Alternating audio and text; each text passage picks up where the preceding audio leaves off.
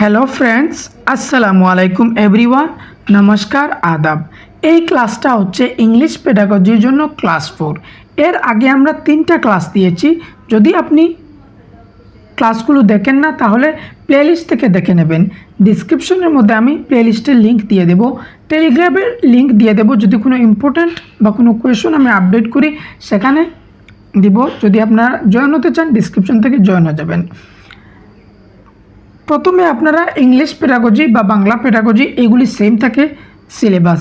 So আপনারা থিওরিটা দেখবেন। থিওরিটা দেখার জন্য আমি ডিসক্রিপশনের মধ্যে একটা লিঙ্ক দিয়ে দেবো, যে পুরো সম্পূর্ণ থিওরি দিয়ে একটি ইংলিশ বাংলা মিলিয়ে একটি থিওরি দেওয়া আছে, ওই ভিডিওটা দেখে নেবেন। তারপরে কোয়েশন দেখবেন, তখন থিওরিটা ভালোভাবে বোঝা যাবে। আর যদি শুধু কোয়েশন দেখেন তাহলে থিওরির মধ্যে কিছু জিনিস থেকে যাবে, আর শুধু যদি থিওরি দেখেন তাহলে কোয়েশনের মধ্যে জিনিস থেকে যাবে। দুটির মধ্যে ব্যালেন্স রাখতে হবে। সো আজকের যে কোয়েশ্চন নাম্বার 1 হচ্ছে, in multilingual classroom learners can interact. Multilingual ক্লাসরুমের মধ্যে বাচ্চারা কীভাবে ইন্টারেক্ট করে। মাল্টিলিঙ্গুয়াল ক্লাসরুম কী ধরনের ক্লাসরুম, এইটাও এক কোয়েশন আসে। মাল্টিলিঙ্গুয়াল ক্লাসরুম হচ্ছে সেই ধরনের ক্লাসরুম যে ক্লাসের মধ্যে অনেক ধরনের কথা বলা হচ্ছে। একটা বাচ্চা হিন্দি বলছে, একটা বাচ্চা বাংলা বলছে, একটা বাচ্চা আসামিজ বলছে, এই ধরনের যে বিভিন্ন ভাষা তারা কথা বলছে, এটা হচ্ছে মাল্টিলিঙ্গুয়াল ক্লাসরুম। এটা একটা কোয়েশন থাকে। এখন অপশন দেখি, in the medium of instruction followed by the school. স্কুলের যে মিডিয়াম অফ ইনস্ট্রাকশন থাকবে, যদি স্কুলের মিডিয়াম অফ ইনস্ট্রাকশন ইংলিশ থাকে তাহলে বাচ্চারা একজন আরেকজনের সাথে শুধু ইংলিশেই ইন্টারেক্ট করবে, কথাবার্তা বলবে। এটা না, স্কুলেরটা হবে না। In their own language and can be a mix of words from more than one language.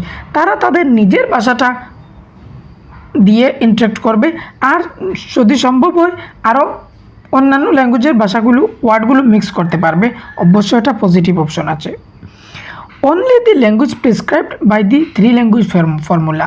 3 language ফর্মুলার মধ্যে যে ল্যাঙ্গুয়েজগুলো দেওয়া আছে শুধু ওই ল্যাঙ্গুয়েজগুলো বাচ্চারা মাল্টিলিঙ্গুয়াল ক্লাসরুমের মধ্যে ইউজ করবে, না এটা নয়। অনলি এই ওয়ার্ডটা নেগেটিভ ওয়ার্ড, এটা যখন দেখবেন তখন কোয়েশ্চন মনে করবেন এটা নেগেটিভ, সো এটা হবে না। In the language with which the teacher is familiar. Teacher যে ভাষাটার জন্য পরিচিত আছেন, যে ভাষাটা জানেন, ওই ভাষায় বাচ্চারা ইন্টারেক্ট করবে না। ওই ভাষা দিয়ে তারা করবে না, তারা করবে তারা নিজের ভাষা দিয়ে। প্রত্যেকের এটাই হচ্ছে তো মাল্টিলিঙ্গুয়ালিজমের সুবিধা, যে বাচ্চারা নিজের ভাষাটা ইউজ করতে পারে। সো অপশন 2টা হচ্ছে সঠিক অপশন। তারা তাদের নিজের ভাষা ইউজ করবে, আর যদি অন্যান্য ভাষার ওয়ার্ডগুলো মিক্স করতে পারবে। Next question number 2, diagnostic test are administrate to. Diagnostic টেস্টটা কিসের সাথে সম্পর্কিত? Find out the deficiencies of the students with a view of planning remedies. আপনি তাদের যে বাধা, ডিফিসিয়েন্স মানে বাধা বা ঘাটতি বা ফাঁক, এগুলি জানার জন্য আপনি ডায়াগনস্টিক টেস্টটা করছেন, যাতে পরে আপনি রিমিডিয়াল প্ল্যান করতে পারেন। রিমিডিয়াল বলতে যে জায়গায় যে তাদের ঘাটতি ফাঁক এগুলো আপনি টেস্টের মাধ্যমে জেনে নিলেন, পরে এটা শুধরানোর চেষ্টা করবেন, সেটা হচ্ছে রিমিডিয়াল টিচিং। সো অপশন 1 হচ্ছে পজিটিভ, আর এটাই আই থিঙ্ক সঠিক হবে। নেক্সট অপশন হচ্ছে assess candidate the suitability of program of specific. যে কোনো একটা নির্দিষ্ট জিনিস জানার জন্য আপনি অ্যাসেস করছেন, না এটা হবে না। Test the language proficiency of students for providing them job. তাদেরকে একটা জব দেওয়ার জন্য তাদের ল্যাঙ্গুয়েজ প্রফিসিয়েন্সিটা চেক করছেন, যে কতটুকু তারা ল্যাঙ্গুয়েজ বলতে পারে, এটা নয়। জজ দি স্টুডেন্ট ক্যাপাবিলিটিস। তাদের যে ক্যাপাবিলিটিস আছে, তাদের যে যোগ্যতা আছে, সেটা জানার জন্য আপনি ডায়াগনস্টিক টেস্ট করবেন, না। যদি আপনি জজ করতে চান তাহলে আপনি অ্যাসেসমেন্ট অফ করতে পারেন বা সামেটিভ অ্যাসেসমেন্ট করতে পারেন। সো এটা হবে না। অপশন 1টা হচ্ছে তাদের যে ঘাটতি ফাঁক এগুলি জানার জন্য যে টেস্টটা নেওয়া হয়, ওই টেস্টটা হচ্ছে diagnostic test. Next question number 3, structural approach give importance to. Structural অ্যাপ্রোচের মধ্যে সবথেকে ইম্পর্টেন্ট কোন জিনিসের মধ্যে বেশিরভাগ ইম্পর্টেন্ট দেওয়া হয়? স্পিচ অ্যান্ড রিডিং মানে বলা আর পড়ার দিকে বেশিরভাগ ফোকাস করা হয়? নয়। রিডিং অনলি শুধু পড়ার মধ্যে ফোকাস করা হয়, ইম্পর্টেন্স দেওয়া হয়? না। স্পিচ অনলি শুধু যে স্পিকিংয়ের মধ্যে ইম্পর্টেন্স দেওয়া, এটাও নয়। স্ট্রাকচারাল অ্যাপ্রোচের মধ্যে রিডিং অ্যান্ড রাইটিং দুটোর মধ্যে ইম্পর্টেন্স দেওয়া হয়। অপশন 4টা হচ্ছে সঠিক। এই যে স্ট্রাকচারাল অ্যাপ্রোচ বা প্রত্যেকটি আমি আরেকটি কমপ্লিট ম্যারাথন দেব, যার মধ্যে একদম ছোটো ছোটো টপিক থেকে বড় বড় যতটি টপিক আছে প্রত্যেকটা টপিক ডিসকাস করব। একটা ম্যারাথন আনছি আমি, কিছুদিন পরে ওই ম্যারাথনটা দেব। Next question number 4, which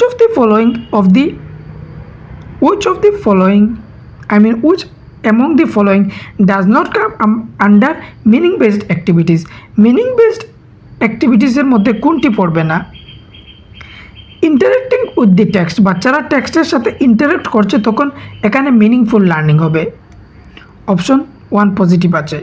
using previous knowledge, বাচ্চাদের প্রিভিয়াস নলেজ ইউজ করা, এটা মিনিংফুল লার্নিংয়ের মধ্যে পড়ে, পজিটিভ আছে। Reading the text and then narrating the same to peers, বাচ্চারা টেক্সটটাকে পড়বে তারপরে তাদের যে ফ্রেন্ডস আছে, পিয়ার আছে, ক্লাসমেট আছে, তাদের কাছে ওটা বর্ণনা করবে। অবশ্য পজিটিভ লাগছে কিন্তু একটু নেগেটিভ লাগছে, বিকজ সেম বলছে। Reading out every word aloud and translating it, প্রত্যেকটা ওয়ার্ড পড়বে আর এটাকে ট্রান্সলেট করবে, এটাই পজিটিভ নয়, নেগেটিভ। সো অপশন 4টা হচ্ছে সঠিক। এটা সেমভাবে বর্ণনা করবে, এর জন্য আমি বলেছি যে একটু নেগেটিভ লাগছে, কিন্তু এর থেকে নেগেটিভ হয়ে যাচ্ছে অপশন 4টা, যে প্রত্যেকটা ওয়ার্ড পড়বে। যখন কোনো কোয়েশনের মধ্যে অতিরিক্ত জিনিস চলে আসবে তখন অতিরিক্ত এই অপশনটা নেগেটিভ হবে। সো অপশন 4 হচ্ছে সঠিক। Next question number 5, comprehension is the skill of reading piece of the text closely or intensely for the purpose of extracting specific information from the text. একটা টেক্সট থেকে স্পেসিফিক ইনফরমেশনটা বার করছে, সেটা কী ধরনের comprehension? Inferential, global, local, transitional. Inferential comprehension ওটা হবে যেটার মধ্যে আমরা কোনো জিনিস পড়ার পর ওই জিনিস থেকে একটা কনক্লুশন বার করব, তখন সেটা হবে ইনফারেন্সিয়াল।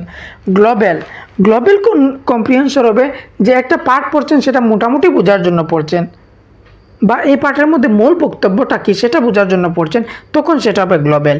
লোকাল কম্প্রিহেনশন হচ্ছে যে কোনো একটা পার্ট পড়ছেন, পার্ট পড়ার পর আপনি যে ওই পার্ট থেকে কিছু স্পেসিফিক ইনফরমেশন বার করছেন, যেমন আমরা স্ক্যানিংয়ের মধ্যে করি। যেমন একটা পার্ট পড়ছেন, সেই পার্টের মধ্যে যে কোনো কিছু পড়ছেন তার থেকে ডেট খুঁজে বার করছেন, এটা হচ্ছে লোকাল কম্প্রিহেনশন।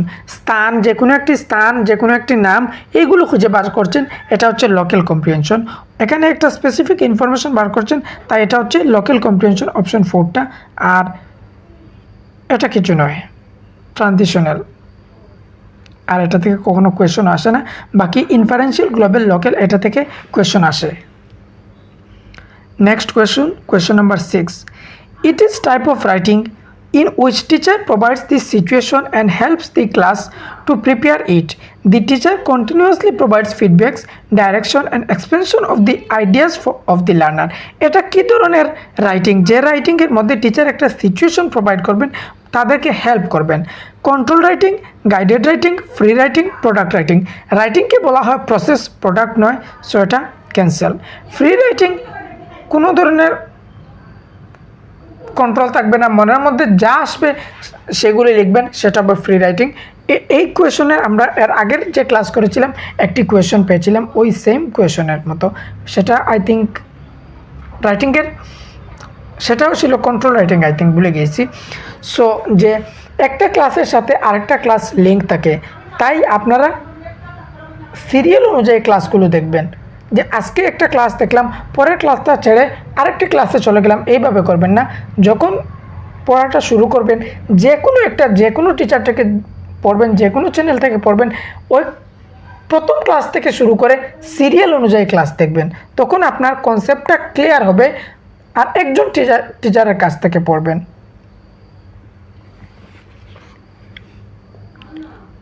কন্ট্রোল রাইটিংয়ের মধ্যে টিচারের কন্ট্রোল থাকবে, যেমন একটা ডট, এই ডটের মধ্যে আমার এ আঁকতে হবে, সো এখানে আমি এ আঁকলাম, এটা হচ্ছে কন্ট্রোল রাইটিং, এর বাইরে আমি যেতে পারবো না।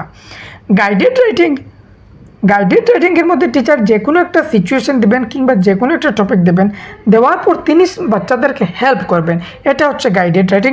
এখানে কোয়েশনের মধ্যে একটা সিচুয়েশন দিয়েছেন টিচার, তাদেরকে ফিডব্যাক দিয়েছেন, ডাইরেকশন দিয়েছেন যে ওই রকম করো, ওই দিক থেকে পড়ো বা ওই দিক থেকে লেখো, এভাবে ডাইরেকশন দিয়েছেন।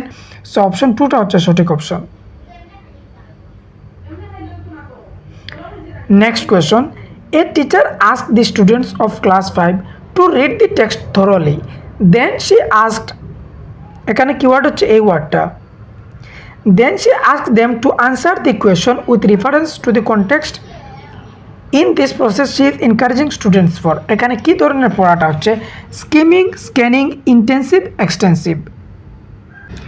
এই যে ইন্টেন্সিভ রিডিং বা এক্সটেন্সিভ রিডিং, স্ক্যানিং, স্কিমিং, এইগুলি থেকে অনেক কোয়েশন আসে, প্রত্যেক বছরই প্রায় কোয়েশন আসে, পেপার 1-এর মধ্যে কিংবা পেপার 2-র মধ্যে, যে কোনো পেপারের মধ্যে এটা থেকে কোয়েশন আসে। পেপার 1-এর সিলেবাস সেম, পেপার 2-র সিলেবাস সেম, সো কোনো প্রবলেম নেই যে আপনি এই ক্লাসটা 1-এর জন্য দেখছেন না 2-র জন্য দেখছেন, এটা কোনো ধরনের ইম্পর্ট থাকবে না, জাস্ট সিলেবাসটা আপনার কমপ্লিট হয়ে যাচ্ছে। এই যে এখানে ইন্টেন্সিভ রিডিং হচ্ছে, ইন্টেন্সিভ রিডিং কেন হচ্ছে? কারণ মনোযোগ সহকারে হচ্ছে। এই যে ওয়ার্ড থরলি, এটা হচ্ছে মনোযোগ দিয়ে পড়া, বাচ্চারা ওই যে টেক্সটটা আছে সেটা অনেক মনোযোগ সহকারে পড়বে। যখন আমরা কোনো জিনিস অনেক মনোযোগ সহকারে, অনেক ধ্যান দিয়ে ওয়ার্ড বাই ওয়ার্ড বা ডিটেইলভাবে স্টাডি করব, ডিপলি স্টাডি করব, তখন সেটা হবে ইন্টেন্সিভ রিডিং। এখানে অপশন 3 যেটা, সেটা হচ্ছে সঠিক। এখানে থরলি পড়া হচ্ছে, মানে ডিটেইলভাবে পড়া হচ্ছে। তারপর হচ্ছে যে এক্সটেন্সিভ রিডিং, অপশন 4 যেটা। এক্সটেন্সিভ রিডিং ওই পড়াটা যখন আমরা কোনো কিছু পড়ছি, আনন্দ পাচ্ছি, তার থেকে প্লেজার পাচ্ছি কিংবা অ্যাপ্রিসিয়েশন পাচ্ছি, জয় করছি, হ্যাপিনেস করছি, প্লেজার করছি, এই ধরনের কোনো কিছু পড়া থেকে সেটা হবে এক্সটেন্সিভ রিডিং। স্ক্যানিং হচ্ছে ওই ধরনের, যেমন যে কোনো একটা নির্দিষ্ট তথ্য খুঁজে বের করছি, যেভাবে ওই যে লোকাল কম্প্রিহেনশন, গ্লোবাল কম্প্রিহেনশন ছিল, লোকাল কম্প্রিহেনশনের মধ্যে ঠিক স্ক্যানিংয়ের মতো হয়, যে কোনো একটা নির্দিষ্ট তথ্য বা স্পেসিফিক একটা ফ্যাক্ট বা পার্টিকুলার পিস অফ ইনফরমেশন বার করছি, তখন সেটা হবে স্ক্যানিং। আর স্কিমিং হচ্ছে যে জেনারেল আইডিয়া নেওয়ার জন্য বা জিস্ট, যে কোনো একটা সংক্ষিপ্ত ধারণা নেওয়ার জন্য যে পড়াটা পড়বো সেটা হবে স্কিমিং। যেমন আপনি রাস্তা দিয়ে যাচ্ছেন, হঠাৎ করে আপনার গাড়িটা থামিয়ে একজন বাচ্চা একটা কিছু ইনফরমেশন, যে কাগজ দেওয়া হয় অনেক সময়, এটা দিলে তারপর আপনি ঝটফট পড়লেন, সেটা হচ্ছে স্কিমিং। সো এখানে সঠিক অপশন হচ্ছে অপশন 3, কারণ অনেক মনোযোগ সহকারে এখানে পড়া হচ্ছে। Next question, the term comprehensible input is associated with, comprehensible ইনপুটটা কার সাথে জড়িত? লেভ ভাইগোস্কি, স্টিফেন ক্রাসেন, নম চমস্কি, জেমস এশার। জেমস এশারের সাথে জড়িত বিক্স আর কেল্প। এটা থেকে কোয়েশন আসে যে বিক্স আর কেল্প কি। বিক্সের ফুল ফর্ম হচ্ছে বেসিক ইন্টারপার্সোনাল কমিউনিকেশন স্কিল, এটা ফুল ফর্ম আসে যে বিক্সের ফুল ফর্ম কি? Basic interpersonal communication skill. কেল্পের ফুল ফর্ম কি? Cognitive academic language proficiency. বিক্সের মতলব হচ্ছে যে আমরা যে কোনো সময় কথাবার্তা করি, কারোর সাথে যে নর্মাল কথাবার্তাগুলো করি দৈনিক জীবনে, সেটা হচ্ছে বিক্স। আর কেল্প হয়ে যায় একাডেমিকের সাথে জড়িত, রিপোর্ট লেখা কিংবা বই পড়া, এগুলির সাথে সম্পর্কিত হবে কেল্প, ফর্মাল ল্যাঙ্গুয়েজ যেটা। আর ইনফর্মাল ল্যাঙ্গুয়েজ যেটা, সেটা হবে বিক্স। এটা এখানে আই থিঙ্ক এই টপিকটা ক্লিয়ার হয়ে গেল, এটা থেকে কোয়েশন আসে। নম চমস্কি ল্যাঙ্গুয়েজের সাথে জড়িত, যে একটা বাচ্চার মধ্যে LAD থাকে, ল্যাঙ্গুয়েজ অ্যাকুইজিশন ডিভাইস, এটা ফুল ফর্ম আসে যে LAD ফুল ফর্ম কি? Language acquisition device. যখন একটা বাচ্চা, তার মস্তিষ্কের মধ্যে একটা LED থাকে, এই LADর জন্য বাচ্চা ভাষাটা অ্যাকোয়ার করতে পারে বা ভাষা শেখার জন্য সে জন্ম থেকেই প্রিপেয়ার হয়ে আসে, এটা হচ্ছে LAD। নম চমস্কির সাথে জড়িত। নেক্সট হচ্ছে স্টিফেন ক্রাসেন। এই স্টিফেন ক্রাসেন 5টা হাইপোথিসিস দিয়েছিলেন, যেটার মধ্যে একটা আছে কম্প্রিহেন্সিবল ইনপুট। আমি এই যে বাকি গুলি আমি ডিসকাস করব নেক্সট যে ম্যারাথন আনবো ওই ম্যারাথনের মধ্যে। বাকি আপনারা যে প্রিভিয়াস একটা ম্যারাথন আছে ডিসক্রিপশনের মধ্যে লিঙ্ক যেটা থাকবে ওটা থেকে দেখে নেবেন। লেভ ভাইগোস্কি, লেভ ভাইগোস্কি যে ভাষাকে আমরা সোশ্যাল ইন্টারাকশনের মাধ্যমে ভাষাটা শিখি, উনি ওই বিষয়ে বলেন ল্যাঙ্গুয়েজের মধ্যে। সো এটাও না, অপশন 2টা হচ্ছে সঠিক। কম্প্রিহেন্সিবল ইনপুট, এটা ওইভাবে কোয়েশন আসে যে কম্প্রিহেন্সিবল ইনপুটটা কি। কম্প্রিহেন্সিবল ইনপুট হচ্ছে ওইটা যে বাচ্চার যে কারেন্ট লেভেল থাকবে, যে জিনিস সে বর্তমানে জানে সেটা থেকে আপনি +1 ইনপুট দিবেন, মানে একটু হাই লেভেল দেবেন। অপশন 2টা হচ্ছে সঠিক। Next question number 9, which one of the following is not subskill of reading? রিডিংয়ের সাবস্কিল কোনটি নয়? কানেক্টিং, প্রিডিক্টিং, সিনথেসাইজিং, ট্রান্সক্রিপ্টিং। কানেক্টিং, আপনি কিছু পড়ছেন, কানেক্টিং আপনি যখন কিছু পড়ছেন তখন কানেক্ট করে পড়ছেন, যে আমি হ্যাঁ ভাইগোস্কির সময় এই কথাটা বলেছিলাম, তারপরে পেঁয়াজের সাথে এটা আছে রিলেটেড, এই যে আমি কানেক্ট করলাম সেটা। প্রিডিক্টিং মানে যে কোনো জিনিস আমরা পড়ার সময় প্রিডিক্ট করি। একটা স্টোরি পড়ছি, স্টোরি পড়তে পরে কী আসবে বা পরে কী হবে সেটা যে আমরা কিছু একটা প্রিডিক্ট করি, সে অনুমান করি, সেটা হচ্ছে প্রিডিক্টিং। সিনথেসাইজিং মানে প্রত্যেকটাকে জোড়া, যেমন আমি একটু আগে বললাম যে আপনারা এখন ওই থিওরিটা দেখেন, কোয়েশন দেখেন, তারপরে আমি যে কমপ্লিট একটা ম্যারাথন আনবো যেখানের মধ্যে প্রত্যেকটি জিনিসকে ইনক্লুড করব, চাহে ছোটো ছোটো টপিক হোক আর চাহে বড় বড় টপিক হোক, তখন আমি সিনথেসাইজ করব, প্রত্যেকগুলিকে এক জায়গায় জুড়ব। আর ট্রান্সক্রিপ্টিংটা হচ্ছে লেখার সাথে সম্পর্কিত, যেমন লেখা, স্পেসিং, পাঞ্চুয়েশন মার্ক এইগুলির সাথে সম্পর্কিত। সো ট্রান্সক্রিপ্টিংটা লেখার সাথে সম্পর্কিত, এখানে বলছে কোনটি রিডিংয়ের সাবস্কিল নয়, এই ট্রান্সক্রিপ্টিংটাই। Next question number 10, which one of the following is least important in enhancing speaking skill of the children? বাচ্চাদের জন্য স্পিকিং স্কিলের জন্য সবথেকে কম ইম্পর্টেন্ট এখানে কোন অপশনের মধ্যে থাকবে? লিসেনিং পেশেন্টলি টু চিলড্রেন্স টক, যখন বাচ্চারা কিছু বলবে তখন আপনি পেশেন্টলি শুনবেন, তাদের যে কথাটা বলছে তখন যত সময় না কমপ্লিট করছে তখন জিনিসটা শুনবেন, অবশ্য এখানে স্পিকিং স্কিলের জন্য ইম্পর্টেন্ট হবে। giving them an opportunity to express their feelings and ideas, তাদেরকে অপরচুনিটি দেবেন যে তারা নিজেকে এক্সপ্রেস করতে পারে, নিজের আইডিয়া কী আছে সেটা বলতে পারে, আপনি পেশেন্টলি শুনবেন, অবশ্য এটা ইম্পর্টেন্ট থাকবে। Asking close ended question, organizing discussion on a given topic, যে কোনো একটা টপিকের জন্য আপনি ডিসকাশনের জন্য অর্গানাইজ করবেন, এটা হবে। আস্কিং ক্লোজ এন্ডেড কোয়েশন, যখন ক্লোজ এন্ডেড কোয়েশন থাকবে তখন তাদের স্পিকিং স্কিলটা এত ডেভেলপ হবে না বা লিস্ট ইম্পর্টেন্ট থাকবে। অপশন 3টা হচ্ছে সঠিক। ক্লোজ এন্ডেড কোয়েশন কি? ক্লোজ এন্ডেড কোয়েশন এমন কোয়েশন যে কোয়েশনের আনসার একটা দেওয়া লাগবে, তার থেকে আমি বাইরে যেতে পারবো না। যেমন বর্তমানে রাষ্ট্রপতিকে, ইন্ডিয়ার রাষ্ট্রপতিকে কিংবা ভারতের প্রধানমন্ত্রীকে নরেন্দ্র মোদী, এখানে আমি আর কিছু বলতে পারবো না। সো এই ধরনের কোয়েশনকে বলা হয় close ended question. Open ended question ওই ধরনের কোয়েশন যেখানে যে একটা কোয়েশনের বিভিন্নটা আনসার হতে পারে, ডিফারেন্ট আনসার হতে পারে, সেটা হবে ওপেন এন্ডেড। কোয়েশন থেকেও কোয়েশন আসে যে এখানে কোনটি ক্লোজ এন্ডেড কোয়েশন বা কোনটি ওপেন এন্ডেড কোয়েশন, এই টাইপস অফ কোয়েশন এইগুলোও আমি ম্যারাথনের মধ্যে ইনক্লুড করব। Next question, at primary level literature is helpful in developing language of learner S, যে প্রাইমারি স্টেজের মধ্যে যেমন ক্লাস 1 to 5 এই ক্লাসগুলোকে প্রাইমারি বলা হয়। সো প্রাইমারি লেভেলের মধ্যে লিটারেচারটা বাচ্চাদেরকে ল্যাঙ্গুয়েজ ডেভেলপ করে, তার কারণটা কি? লিটারেচার বলতে সাহিত্যের কথা বলা হচ্ছে। It encourage the learners to complete the worksheet based on it, ওয়ার্কশিটটা কমপ্লিট করার জন্য এনকারেজ করে, কখনো নয়। এই ওয়ার্কশিট যখন ওয়ার্ডটা পাবেন তখন নেগেটিভ মনে করবেন।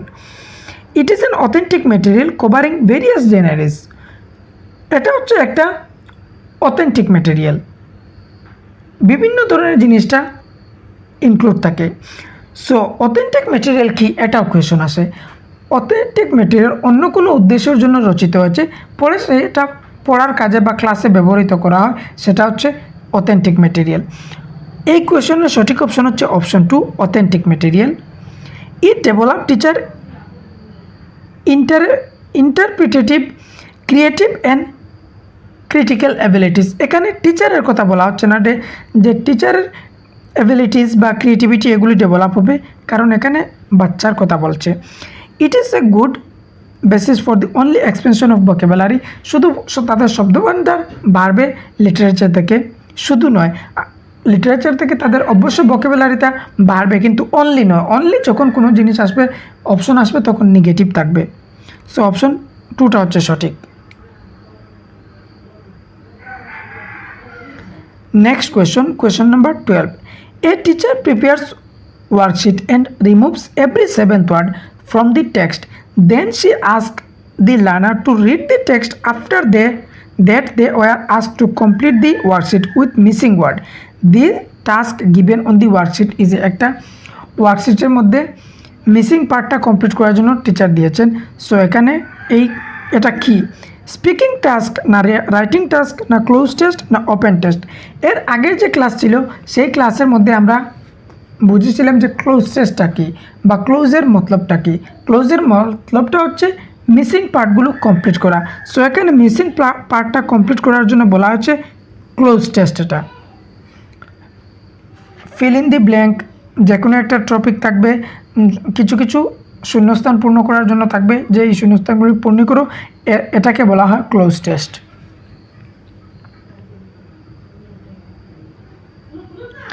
Next question number 13। Language is arbitrary means, language is arbitrary এর মতলবটা কী বা এর মানেটা কী? এটা হচ্ছে ল্যাঙ্গুয়েজের যে ক্যারেক্টারিস্টিক আছে ওই ক্যারেক্টারিস্টিক থেকে question. Something is determined by the judgement and for specific reason, it is based on the valid reason and not on chance. It is the strong relation between the words of a language and their meaning. There is no inherent relation between the words of a language and their meaning. এই যে language লার্নিংয়ের language is arbitrary এর মতলবটা হচ্ছে যে ভাষার সাথে ওয়ার্ডের কোনো সম্পর্ক থাকবে না, যে কোনো একটা জিনিসের সাথে তার ওয়ার্ডের কোনো সম্পর্ক থাকবে না, এটা হচ্ছে ল্যাঙ্গুয়েজ ইজ আরবিটারি। যেমন মোবাইলটাকে কেন মোবাইল বলছি, এটার সাথে কোনো সম্পর্ক নেই। যদি মোবাইলকে কলম বলা হতো তাহলে আমরা মোবাইলকে কলম বলতাম। একটা চেয়ারকে কেন চেয়ার বলা হয়, এই যে তার ওয়ার্ড আছে আর ওই জিনিসটা আছে, সেটার সাথে কোনো সম্পর্ক নেই, এটা হচ্ছে ল্যাঙ্গুয়েজ ইজ আরবিটারি। তো অপশন 4টা হচ্ছে সঠিক। অপশন 3-এর মধ্যে বলেছে যে রিলেশন আছে, রিলেশন নেই।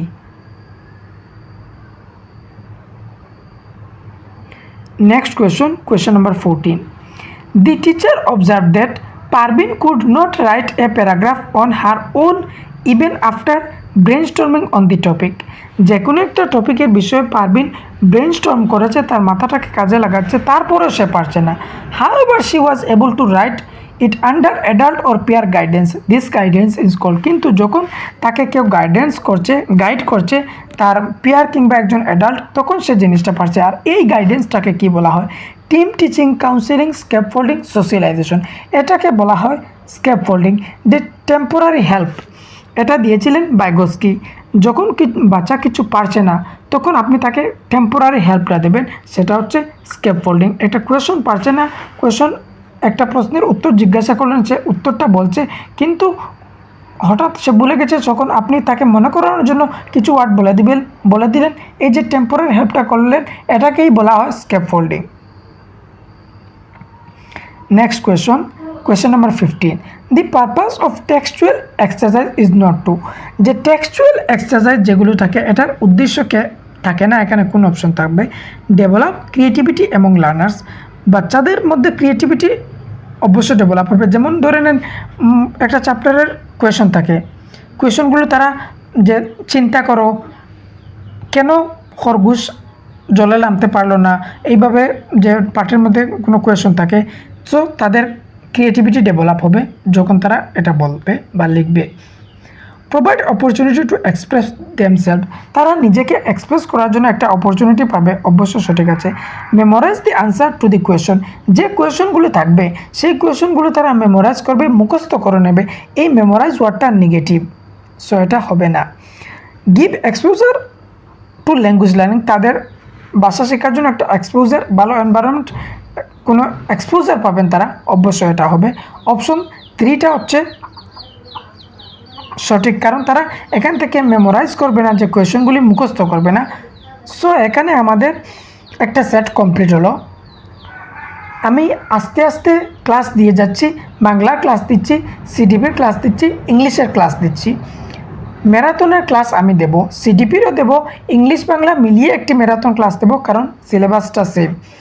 যদি আপনারা যে প্রিভিয়াস ম্যারাথন যেটা আছে ওই ম্যারাথনটা দেখে নেন, তাহলে আপনার জন্য অনেক বেনিফিশিয়াল হবে, অনেক জিনিস জানতে পারবেন। তারপরে কোয়েশন থেকে আরও বেশি জানবেন, কোয়েশন হয়ে যায় ইম্পর্টেন্ট।